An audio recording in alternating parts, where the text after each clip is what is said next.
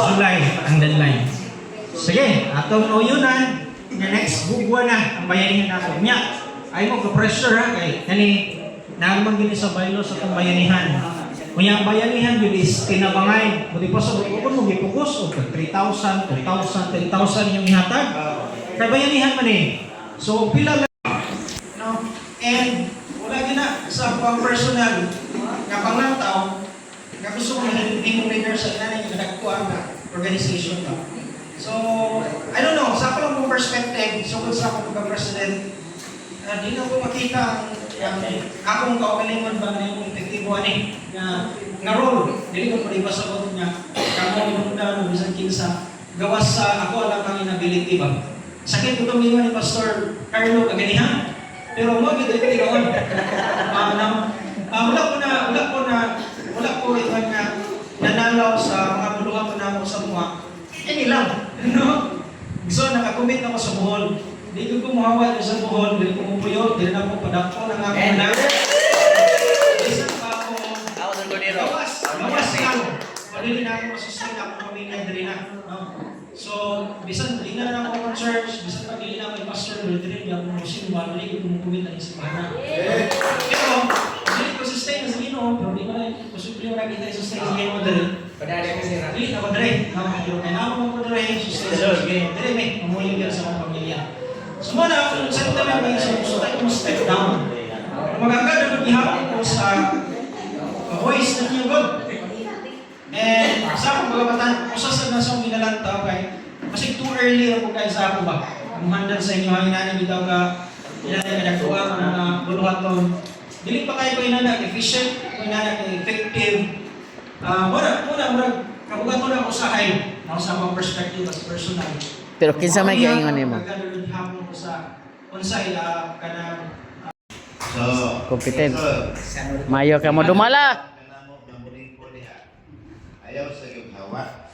Kaman, ang trabaho wa gidiligid nimo niya sa posisyon. Ikaw rin nagtimod. Diba? O yan, nakita na mo may diligid ka. Competent ka. So, dili kami nagpili nimo. Ang Ginoo. Gamit mis Ginoo mga pili nimo. Nga ako pinasulo. Diba? Pakaipailok to, pangita ba sa ilang ha? So, Pero Pastor, manang yun, na may mga mas tigulan pa rin mo, don't forget to consult them anytime. Ako yan sa ganina, kung doon ay mga kabugat, you try to have a meeting with the officers, isang online meeting pa. Diba? Kanya, consult yun sa mga tigulan. Diba? Collaborate. So, wala no, ito mo sana ako sa problem na nakita na ako sa personal good as a leader ba? Reply ko. Ikaw kung ano, kung sa'yo feelings ako sa leader na mag-post ka naman ng reply. Una, kung bumuo si pastor, mo-reply ko. Bisan kung sila mo-reply, either mabaliman or dili, basta mo-reply ko kay discouraging ko gusto sa kapart sa leader na post ka sa GC niya, isin na bitaw. Ako ko yung leader niya, GC niya, kung sa matana eh. Di ba ako tayo mo-reply? Wala, pumunta na ba sa GC na ito, pastor? Mo-reply ko na, hindi na naman. Reply ako. Reply mo. Labog Facebook, reply mo. Kuya pastor, siguro na ka sa point of doubt mo. Ganaan ko po encourage ka. Galing satan mo, isatan mo. Kasi ginagong mo. Kasi ginagong mo ba? Dili lang ikaw ngayon kay sa mong tayo nagdagang mga loob, hindi mo kanya mo pasify. Di ba mo sinabukat, dili pastor, dili nagubot. Hanggang mga yaw-yaw ba, si Pastor Mark, nabantay ko, kung palayo ginagyan. Hindi ko na siya mukuhan. Nabantay mo sa mukuhan dito sa issue na ito, dito sa kitchen member dapat, hindi mo loob, hawak. Diri pa niya gito ba? Katong yan, pag-ingon sa description sa mukuhan, mo ito ipagtubang ni Pastor Mark sa ako, cancer dito sa BC. Kaya ba ko sa character ng Pastor, kunya, di ba ko kanang tatanay ka mo ng mga pagsuya na. Okay. Challenge. Tao mo hindi mo gawa sa comfort zone. Dili ka magsigaw sa Ginoo forever kaya diha ka mo. So siguro it's time na reach out ko na mo. Ay nagkawo na sa brother, sa mga na to. Ganit, magkasal niya, ako gininduol niya. Pag ko pa rin siya kinasal, pero siya kasunod, ako gininduol niya rin at ihatag yung advice sa di pa sa ninyo. Kaya naman, kung magiwawan kayo, before sa di kasal, ginuol ko siya,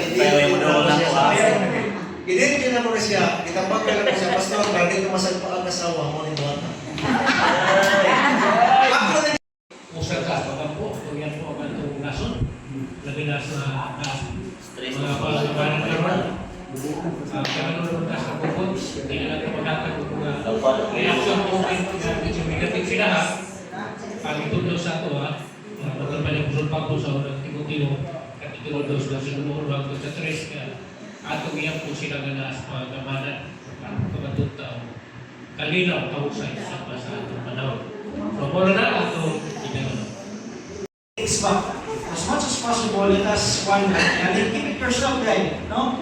And then ayun yung tubuting mag-create o vision ng inyong perspective sa inyong mga churches. Yan po inunan ng pagpagobyerno, 1 Timothy chapter 1 hanggang sa verses 5. No? Yan po na ito pagkamanan. Kita may leaders ani nga itong mga churches dali sa Bohol. As much as possible, ay pag ginana, ay sige po, so ginaliman sa iba, ikulong mo, dili mo voice out sa inyo. Pamino nila maayo para sa atong government. Ang pinakalaming maayo na yung wakton, iyang po nato atong gobyerno. Dili man sa inyo, wala na pasagad ang inuani. Naglantong ang exam sa bisanasa na side anin. So, ang hangin nato sa mata ko sa, mas maayo na yung mga personal account sa mga Facebook. Hindi naman na. May pag maginapuay ka. No? Para mag-create encouragement sa atong mga churches. Dili na mag-create division or separation ba in terms ng mga perspective. At wala na ikon, i-teach mo sa mga pagalingon. Namin ito yung mga ibang program, minong natin ang mga maayo, na. Pero, alam mo, mas maayo, mas professional, o mas ethical para natin mga leaders. Kanang, atong i-limit ang atong pagalingon sa pag-post na niya ng tanga. Instead, pray. Ang puta, mga leaders na sa mga church. Ako kailangan